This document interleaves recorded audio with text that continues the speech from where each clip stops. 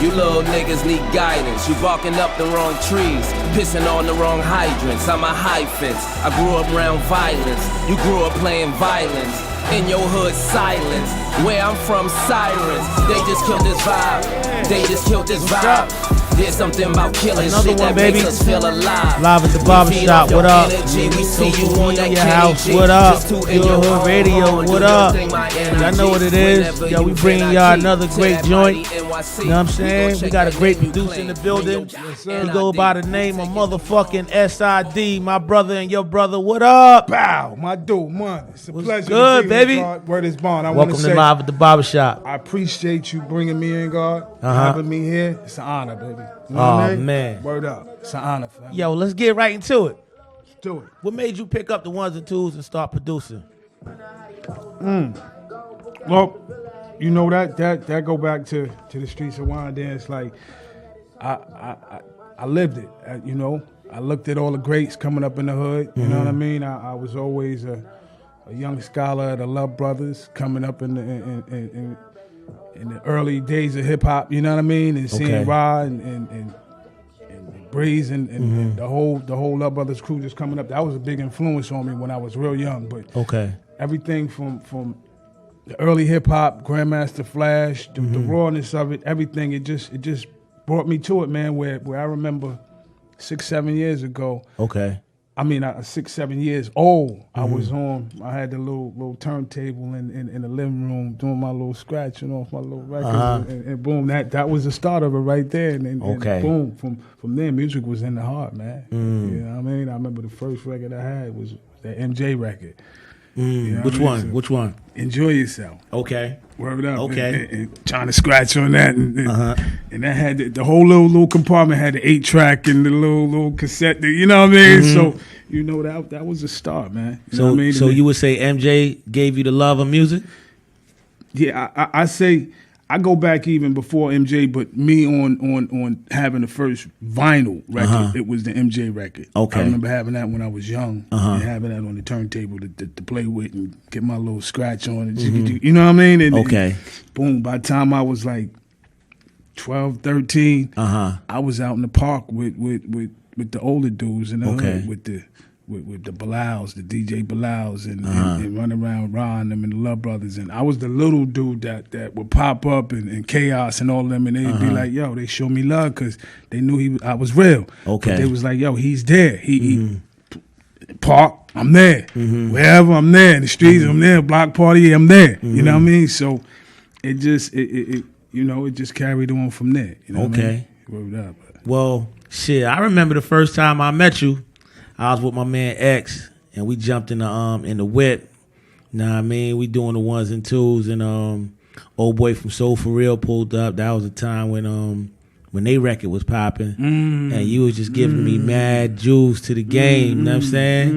You remember that? Yes, indeed, family. Yes, indeed. A lot of people don't even know the history with Soul For Real, that I had a little something, doing with them before they even got popped. I took them up to Latifah and had their little thing rolling. That's why, it was like a little reunion with me and Chalk, because I played a little part with making them little movement, making a little movement happen for them. So, SI was left out of the equation in the end, but SI was there at the beginning. You know what I mean? So, was that without a paperwork thing? No, it wasn't. It was me taking them to Latifah, Flavor Unit and them, and then I don't know how that exchanged, but I know Latifah and Heavy was in the studio. Heavy was with us in the studio at the time. And the next thing you know, Heavy had him. And I'm just like, word.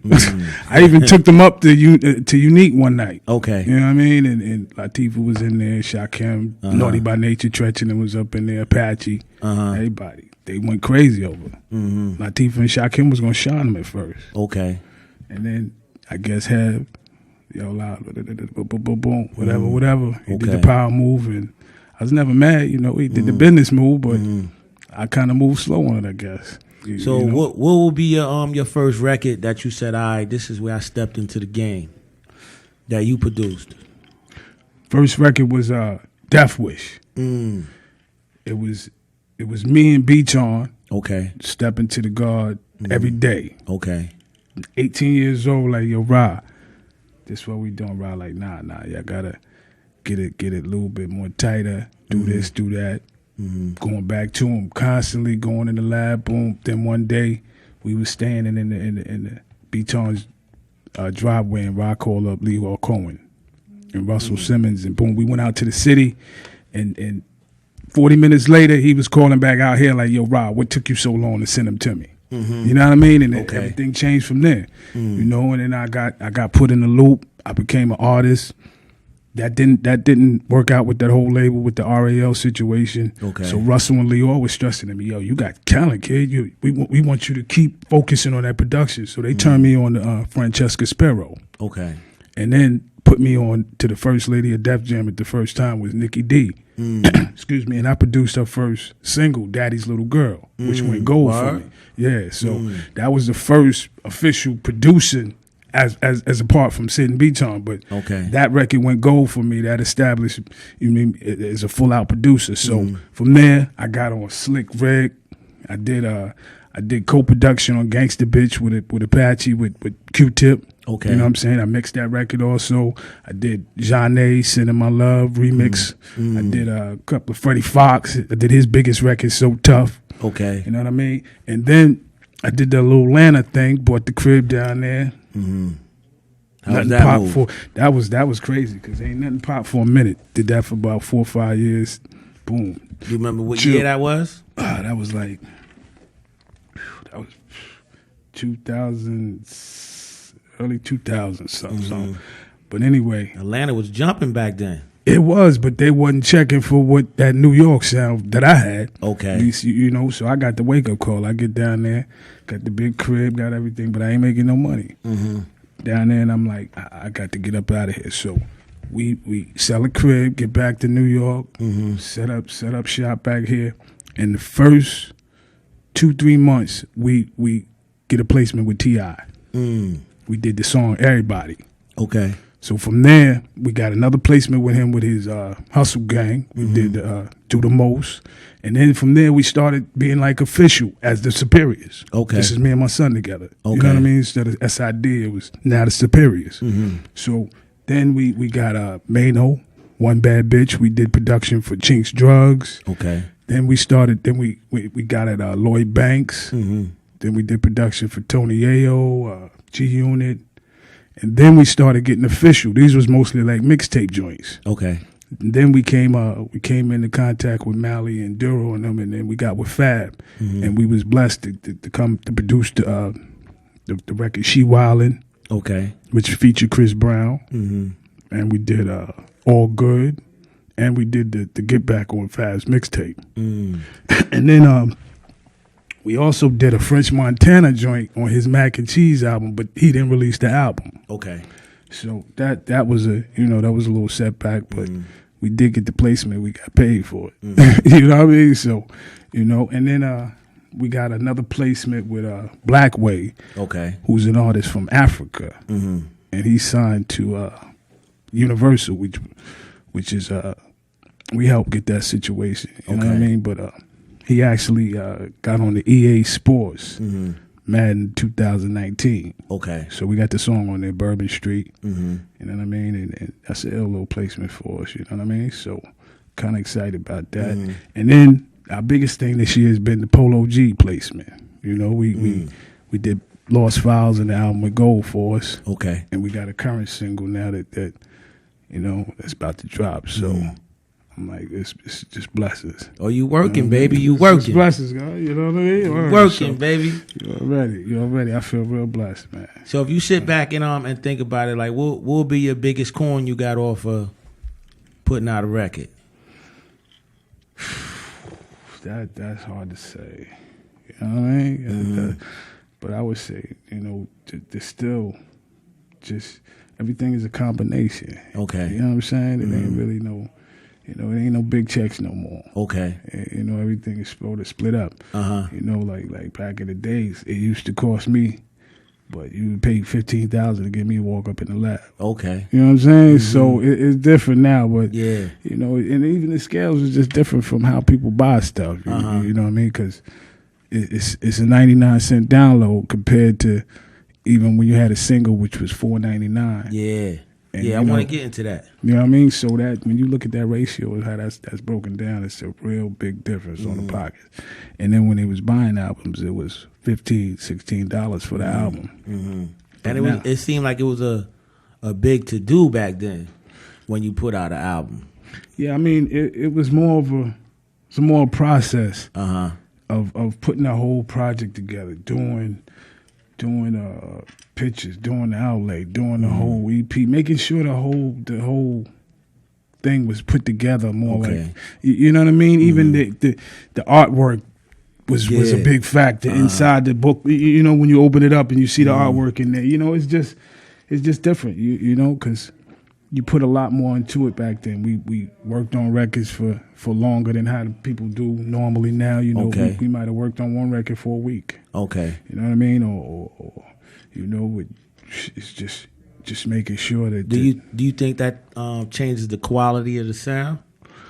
I definitely do. I think back to some of the time that was put in on some of the records that I worked with. Same, you know, Latifah, for instance, and it's like that time was important, man, because you know we got a lot out of it. We stretched where we could have been, you know. I mean, we came in one day and it sounded one way with the mix, and then when she come back in the next day and add stuff, it would be totally different. You know what I'm saying? So it's just when you put that time in, it makes a difference. Okay. You know what I'm saying? So, you know, I mean, ain't nothing wrong with making a record in 10, 15 minutes, but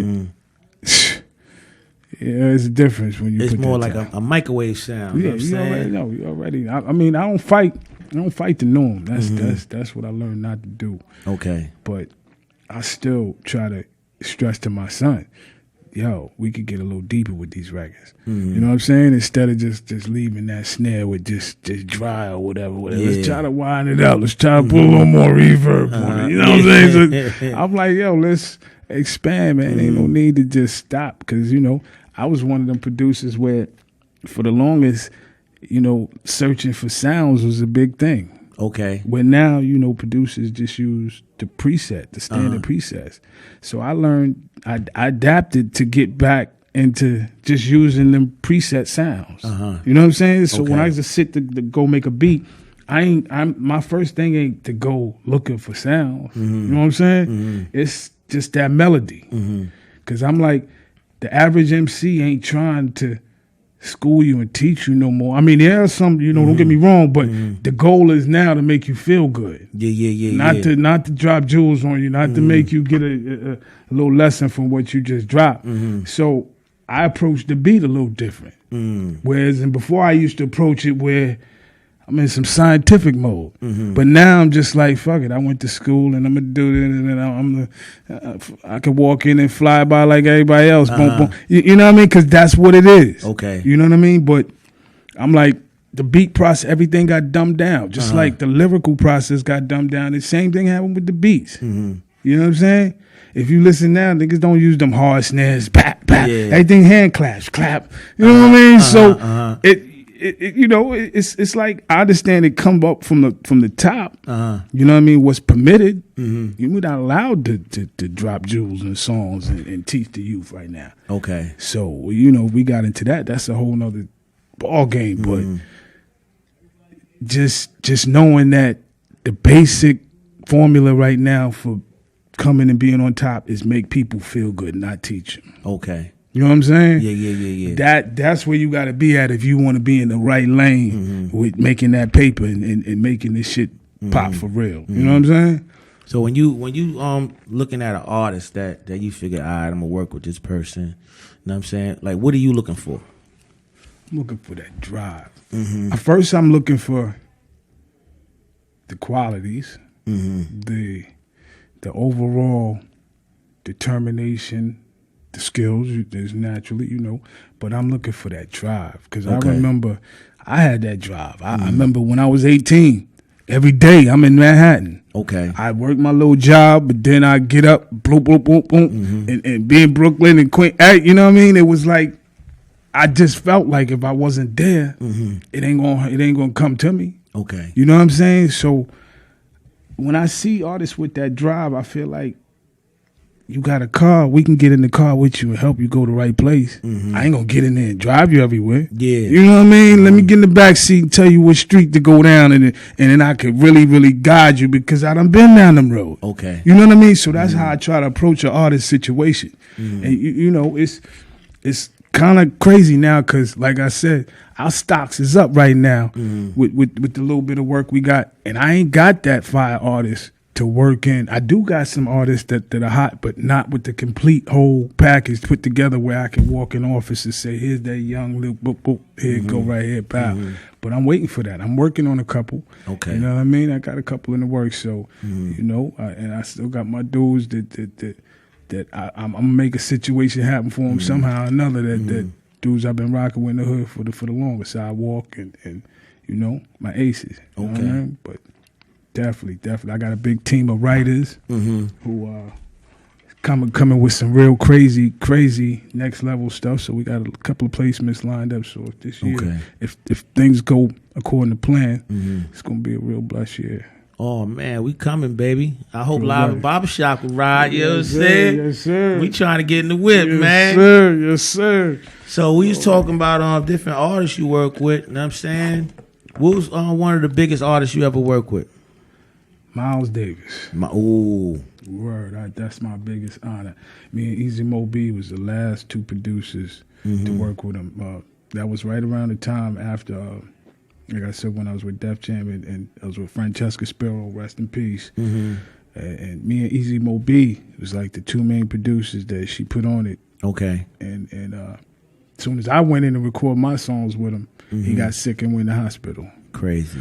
But I was still blessed to be featured in his book, The Last Miles. I got a whole page in there and I'm featured in there. So it was just a big, huge honor. Okay. You know what I mean? To be included with that. And then, you know, another big honor for me was being on that Naughty by Nature Platinum album. Okay. 1993. Because I was the only outside producer. KG did all their stuff. And KG was hot at the time, but he showed me enough love to bring me in as the only outside producer on that album. Okay. And showing me, because, you know, they had brought me into the Flavor Unit and I was in that whole fold and it was like SI's family.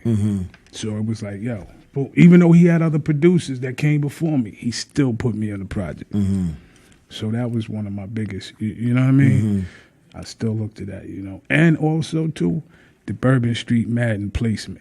Okay. With Blackway, I'm proud of that because we on Madden right now, baby. 2019. You know what I mean? Right now, 2019, baby. Madden all day. Word up. So we right behind Cardi B on the song Bourbon Street. So, okay. You know what I mean? So if you can say, all right, I want to work with this artist, because I know you got a couple people that you say, I wanna get them some beats and we gonna make this music happen. Who will be the first person you pick out the hat? Your artist. She's the only person who pulls the package together on the complete. Okay. But like I said, it's a question of getting a blueprint and her putting together a whole complete package to be able to walk up in somewhere. You know what I mean? But she got the look because we got to sell the sex also. Okay. So I look at her as somebody who can compete with a Nicki Minaj look-wise. Chanel, you hear that? You know what I mean? I hope you listening, sweetheart. You already. So I'm like, I was hoping she would have came here so I could have heard the sound level quality to match. You know what I mean? That way we could go and take this and be like, okay, Chelsea, we got this up here, and we bringing in this exciting new artist. Okay. And this is what we've been yapping about all this time. We finally got it. Here she go. You know what I mean? Because that right there, I mean, if she got the package to follow up, it's just it's a drive thing from there. You know what I mean? I mean, you got the hits. Yeah, that's why I'm. I was a little disappointed if she wasn't here because it's like you see everybody else see like boom, we got the fire for her now, but she missing in action. You know what I mean?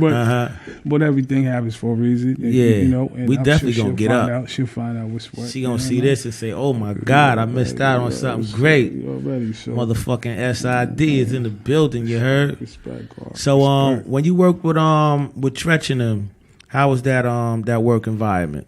Oh man, that was dope. that was experience that was crazy because we worked at Electric Kingdom Studios in Manhattan, and I remember working with Angela Piva, who's like one of the best female engineers in the business. People don't even know that there's female engineers.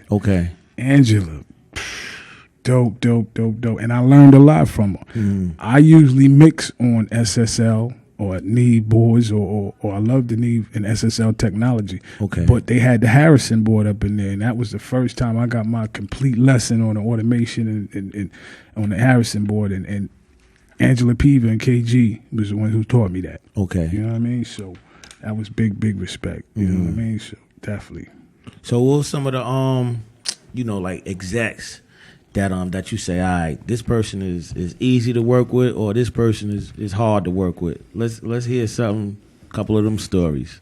I know you got a ton of them. Because the execs can't be easy, B. Man, well, we got the flavor unit stories for days. You know what I mean? But I've worked with Peter Edge over at he was at Warner Brothers. And I worked with a couple of A&Rs at Def Jam. And I worked with a couple of even from way back from Fat Man Scoop to the Tommy Boy days to Ian Stedman there, Tommy Boy, to Wendy Cradle over at Geffen to man, it goes on. You know what I mean? But right now we dealing with Chelsea up at Sony, so it's real, and we dealing with Kelsey over at Sony ATV. So we got a lot of good people in our corner right now. You know what I mean? And we really we feel like once we get that artist, everything is just gonna fall into place now. Everything is right with the team. Like I said, we got the writers, we got 2 young producers up under the umbrella. Now if we get that one artist, I could walk it in and get that money. You know what I'm saying? You already. So how does the money work right now for a person that doesn't understand the business? It's relationship. No, I mean from putting it on the mic to receiving it back in the pocket, like, right? Because the record companies are a little different right now, because you ain't even got a spot to like go buy an album. So like, explain to a person how does it work right now? Well, a lot of times that the labels are basing it off of your social media boom or whatever little numbers you got popping or whatever. But when you're dealing with somebody like me, who we got our little buzz going on right now, it's a strength of coming in the office with the marriage. You feel what I'm saying? So they ain't just buying into the artist, they buying into what we got going on. So that's what I utilize when I'm taking the artists up there. I'm utilizing my little high to go up in there to say, okay, I know you looking at me to come in with something, boom, here you go. You know what I mean? That's why I'm like, I know that people always say, I don't want to do no deals or this and that, do no 360. With us, you ain't going in there dealing with nobody that's doing with it. We dealing with people directly in the matrix. So how are we gonna be even playing with a 360? You know what I mean? So that's my thing, is finding that right artist, and I'm not gonna bullshit. I can go in and I'm good at it. I can get the numbers if I get the right motherfucker to get it for us. You know what I'm saying? So, but it's just a process of putting everything together and presenting it to the right person. You know what I mean? I mean, these records is crazy right now, and I'm saying the push, and it's like social media is running everything. Yeah, man, but the labels are slowly taking back over. You know what I mean? Because just think about it. How far can we push ourselves? I be trying to tell the average artist, they think that Facebook and Instagram is enough. I said, how many people can you reach on there? Facebook, you're limited to 5,000 people. Fucking kind of base you got with 5,000 people. How the fuck you think you're just going to sell your shit on Facebook and reach the world? That's a fact. You know what I mean? So I be telling people, think outside the box.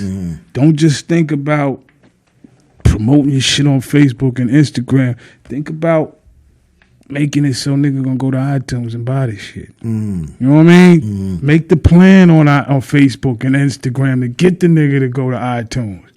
You only give them the little bit of whatever, so they feel like, now Now I gotta go get it on. Maybe give them a little snippet here, there, and then they want to fucking go buy it. But I just be trying to tell them it's a game. This is a whole game, but you got to play it right in order to get paid. And I'm not just into that giving away free shit, because all you do when you put a shit on Facebook and Instagram is you mixtape it. You give it away free. Okay. I'm past that. Fuck that. I done did that shit for years. Okay. You know what I mean? It hurts. You know what I mean? This shit hurt. I'm like, I got niggas want to pay me for it. Why wouldn't I want to take the money? Fuck is wrong with me? You know what I mean? So it's like, it's just all on how you strategize with this shit and come in. Like, motherfuckers don't even think Spotify. Niggas don't even think about that shit. That's where we got to go. You know what I mean? If we want to make the results. Okay. You know what I'm saying? So that's why I'm like, I tell an artist, plan the whole shit of attack from the beginning. Don't just come and think you can put out a whole bunch of stuff on the internet like you dropping it and you drop albums like that. No, use that as a pretext for them to go somewhere else and buy it. You only use it as a platform. Use it like a trailer vehicle. Okay. I tell people all the time, when you see the fucking trailer in the movie, that should get you to go fucking buy the movie, pay for the movie. Okay. The trailer. What else? Same thing with the fucking music. You know what I'm saying, God? It's the same shit. I'm like, if niggas would think, damn, don't get a nigga everything when you come out. Just get them little snippets. And then that draws the anticipation for them to want to go ahead and buy the whole shit. That's the game. Okay. But the game ain't come out and just, oh, here you go. Okay, well, shit, you go home broke, nigga. You know what I'm saying? You ain't collect your money while you was in the motherfucking house, nigga. Yeah. You let niggas run all through your pockets. It didn't make no fucking sense. That's a major gem right there. I like that. You know what I mean? You got to set that motherfucking trailer up. I hope y'all listening, B. You know what I'm saying? Because a lot of dudes is thinking inside the box right now, you know what I'm saying? And you just gave them a gem to explode with, you know what I'm saying? I'm feeling that, B. No, so right now, if you say, all right, I'm working with this artist or that artist, do you set up your thought pattern different as you work with different people? Because some people don't sound good on. Most definitely. I always try to keep in mind that I follow the artist first. I try to build off of their vision. I never try to change an artist. I never try to make them go different or whatever, fall off their path. I only try to enhance what they doing. Okay. You know what I mean? And try to let them know that if they doing this, my opinion, if I think it's gonna work. You know what I mean? But I never try to change an artist from their foundation. Like, boom, my whole thing is polish you up. That's all. My whole mind frame is, if I'm looking, if I see something and the potential is there, and I'm like, I'm just looking for the dust spots just so I can get them off you. Okay. That's all. That's where my mind is at with these artists. And I'm like, if you ever get it any other way, you twist it. You know what I'm saying? I'm just looking at you like, boom, if you potential and you get, just gonna come dust your shoulder off, my nigga. That's it. That's all. You know what I'm saying? Word up. That's it. And then we good. Well, let's go. I hope you can make me rich this year. That's how I'm looking at it. You know what I mean? Well, here on Live at the Barbershop, we got a little segment we call Top 5 Dead or Alive. You know what I'm saying? So, since you a producer, let's jump right into the production area of it. Can you name your top 5 producers of all time? Producers. Top 5.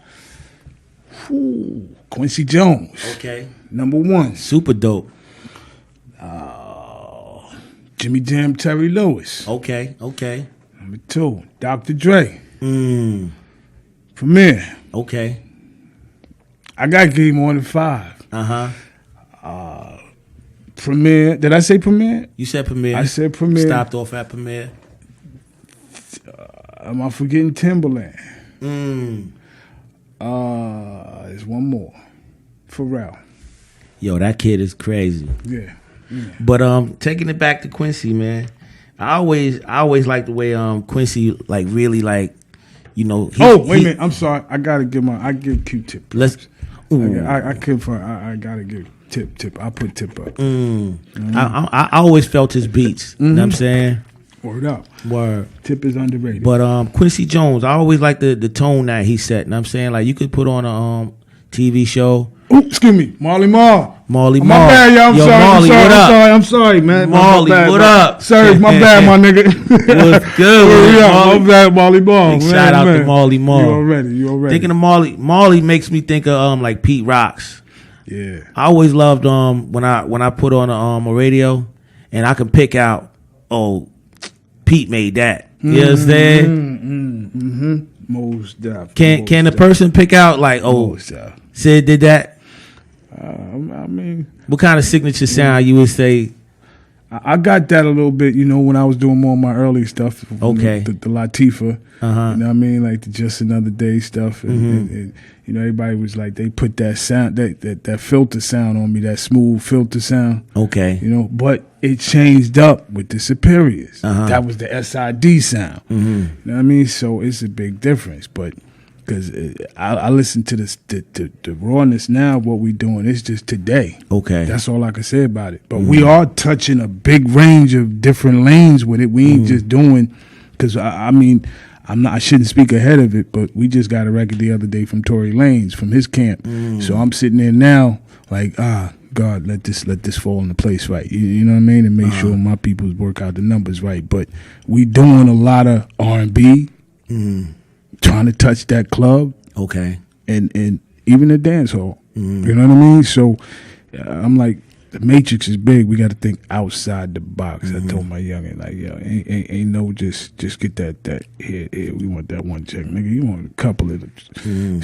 Man, expansion. Yeah. You know what I mean? I'm like, man, let's do that. Let's think of let's put our head in the Caribbean for a minute. Let's put our head across seas.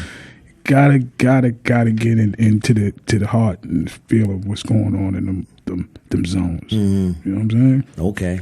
Well, since you you're a worldwide producer, can you tell us a couple places you've been on this on this journey that you're taking? I've been all over this country. I haven't been outside the country too much except for the islands. Okay. And did the Bahamas and Jamaica and all of that. Who'd you work with in Jamaica? I didn't work with an artist down there. I just that was more vacation times and stuff. No, I mean on a work tip. The reggae artists we only. You said it in the Bahamas? No, like couple places that you've been, through production. No New dance York hall yet. Or always stay in New York. But we haven't worked with any dance hall. No, I mean name some of the places you've been. Oh, I'm sorry, my bad. Yeah. We work at like Quad Studios. Okay. We work at 300 Studios out here in Long Island, next to MacArthur Airport. Okay. We work at Platinum Island, the Apollo. Oh, the Apollo got a studio in it? What? Is it major? What? $1 million? High end. You know what I mean? We work at, what's the other name?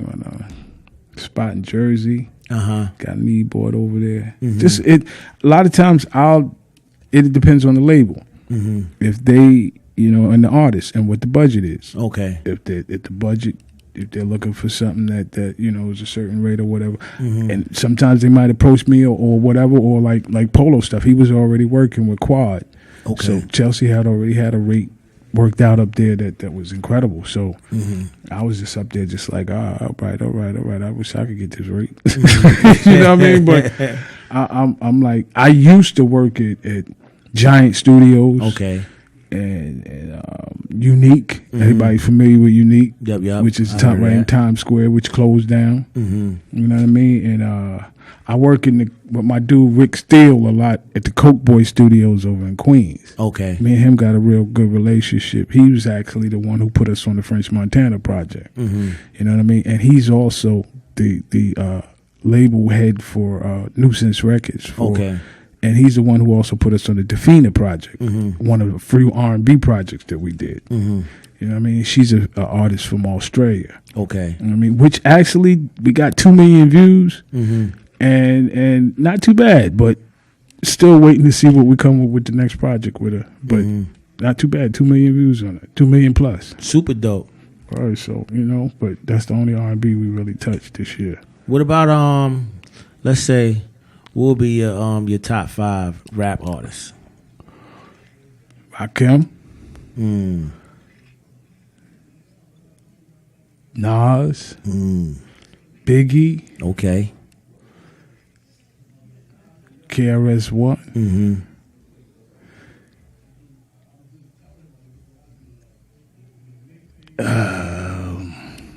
So you got a certain lane that you stay Yeah, in. you already. Oh, damn, I'm forgetting somebody. Did I say G-Rap? Nah. Nah, you ain't say G rap. Nah, but I'm You putting them in there? wait, I gotta give it to LL. And you know, I worked with LL. You know what I mean? So Okay. records never came out. Uh-huh. Me and him did like 2 joints. Me and Okay. Russell put us together, and the records. I remember to this day him and his A&R. Fuck was his name? Bill something. Uh-huh. Told Fran, we ain't paying Sid $15,000. Fuck that. I'm like, yo, tell Elf suck my dick. Yo, and what's crazy that the nigga got scared and came to the hood after that, and that's when he did the Crime Dance Cartel. Okay. That nigga was like, yo, because you know he was scared of Ra. Uh-huh. So he knew me and Ra was connected, so Okay. L always was boom, but that nigga, like, he came after that shit. He came and did that cartel shit immediately for me. He was like, "Yeah, do whatever you need, Let's kid. do it. Do whatever." Let's I said that shit was funny, but he blessed us because that cartel shit is a DJ favorite to this day. Okay. You already know. You know what I mean? So I just wish that we could have had something with that happen, because when we pressed that record up, niggas get locked the fuck up. I'm like, oh man, I can't believe this. I'm seeing everything. I go right to radio. I remember I took it right to radio to Marley Marl and Pete Rock. They throw the record right on. Bow, we got it rocking. We go out to Manhattan. Chris Lighty opening the gates so we said this niggas come on through. Boom, boom. And then before you know it, niggas is locked up. I'm like, so the record just... boom, we couldn't put nothing out because we couldn't get everybody's approval on shit. Okay. So I'm still up to this day get offers from overseas, from independent companies wanting to put that record out. But I can't get everybody's approval. Israel is still locked. Sugar Man. You know what I mean? It was just like, this is crazy. And then to get Rod to come on and say, okay, well, I'll do this with it. Because whatever label would have had to give him an advance. Okay. You know what I mean? So... it just never happened. The record is on vinyl right now, and I got a lot of connoisseurs trying to get at me. Sid, how much? Well, I can't sell it. I can't sell it. I can't sell it without everybody agreeing. Okay. You know what I'm saying? So it's just been sitting. So if you would tell a youngster some advice right now, what would you tell him? I tell him, you know, this game is about dedication, honesty, and finding that motherfucker who believe in you. You gotta find somebody who believe in you out the way. Okay. In the matrix. And once that person believe in you, stick by him. Don't be the one to bite the hand that feeds you. Okay. You know what I'm saying? That's the advice I get, because it's a hard game, but stand above and try to do your shit a little different from what everybody else doing. You know, if everybody going and posting up something, do a little something different. That's what it's about. It's about being and standing out a little bit from the crowd. Okay. You know what I mean? Because honestly, again, today's music is not about jewels and so much about what you're saying, but it's about how you making motherfuckers feel. So to me, that ain't even hard. If you got the feel for it, and then you just got to do half the effort. You know what I'm saying? The thinking part then really got that minimized. Yeah. You know what I mean? So then I made it easier for us. Party. You know what I mean? Party and get paid. Straight up. But drop jewels and you get shot, killed. Straight cheese. Yeah. You're a nuisance to the society if you talking that knowledge. It's not accepted. You know, but You know, you just find that. I tell artists, find that balance. If you one of those righteous artists where you got something to say to people and you got play it the smart way. Okay. Do it. You know, come in, get these young 18, 19-year-old motherfuckers something to eat that they gonna like, and they gonna keep eating after that. For sure. You know what I mean? Getting that first good plate. The rest of them plates, they go come eat them. Whatever. Now, if they like them or whatever, that's up. You know, make sure you had to give them the good shit. But that's where you start your expanded with that other shit. Okay. You know what I'm saying? And that's when you decide if it's gonna catch it or not. But now you want some on a fair playing field. Facts. It ain't biased because most folks don't understand that most of the time when you put your shit up. And it's coming in today, it's biased because motherfuckers ain't looking at it from a creative perspective. They just looking at it like, oh, it didn't make me feel good. The shit could come on and you might have some shit where you might be talking about saving the world. But if it didn't move that motherfucker in the first 10 seconds, it ain't no hit. It's just because today's market is not looking for consciousness. It's not looking for thoughts, not looking for what the fuck did he say? Nah, it's just like boom, boom, boom, and then you know, we just you know, it ain't even a question of are we gonna decide where we gonna go. It's not even like I said of us having the fact of can we control what we put out because if we're gonna put this out through the matrix, we gotta abide by the rules. You know what I mean? But that's the smart way to be able to slowly change it. Okay. You know what I'm saying? Like I said, you come in, you feed them something that they used to, pow. Now they gonna eat the other shit they ain't used to. Point blank. Bang. You know what I mean? So if a motherfucker say, yo, I want to fuck with Sid, how they get in touch with you? I'm easy to get at. Okay. I stay in the hood. I stay in tune. I'm all over, but I stay easy accessible because that's the only way you could always know what the fuck is going on. You gotta stay in tune with you never know when that one jewel is right there. If you don't if you don't stay at motherfuckers. You on social media? Facts. I'm on social medias, the Superiors, on Instagram, and then Sid Reynolds. Okay. On Facebook. You know what I mean? But definitely easy to get at. So what's in the works for Sid for the new up and coming year? Up and coming year, we got a Polo G, Fab. I shouldn't say Cardi B, but okay, hopefully, yeah. Thank Speaking into existence, yeah. Cardi. Who else we got? We got another. If we come with the right track, another EA Sports lined up. Another. Fab and Blackway. Okay. And I'm forgetting something. Shit, live at the barbershop. Oh, yeah. You already know. And one new shit coming. Yeah, boy. I know what it is. I'm saying? Word is bomb. Got that Ang Bang music coming. We working on some shit. You already. We gonna stir this pot a little bit, cook up some of this gumbo. You already hit the kitchen, my nigga. You Straight did. up. You already. So you know what it is, man. We appreciate this love. You stopping by live at the barbershop, man. I appreciate the honor being here, God. I appreciate you bringing me through, man. You know what I'm saying? Love, man. We gonna rise to the top, man. We gonna let this thing blow up like the 4th of July. You heard? You're Over ready. here, we like to say, if you build a tight foundation, your roof won't collapse. Bang. Bang. Live at the barbershop. You already know what it is. You already. Money live at the barbershop, baby. Nigga really about getting that check. How come nobody don't know y'all?